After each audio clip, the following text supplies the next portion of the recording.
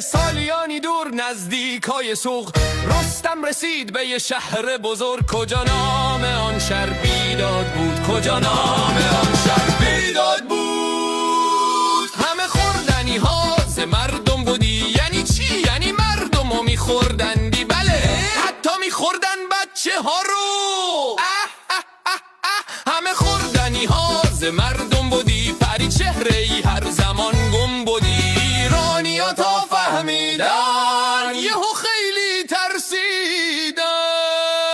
رستم 3000 زره دار و سوار با گستم فرستاد سمت دژ آدم خورا.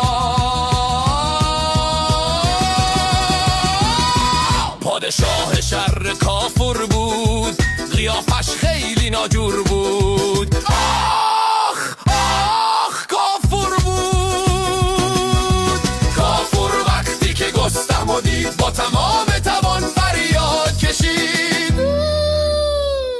گشت تازه. تیر بارون تیر بارون تیر بارون.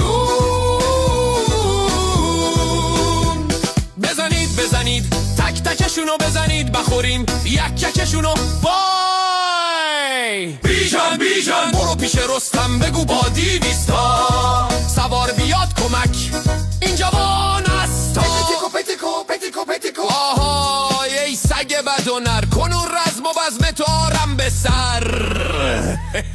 آخرش چی شد؟ بینداخت تیغی به کردار تیر، سپر را برآورد گرد دلیر.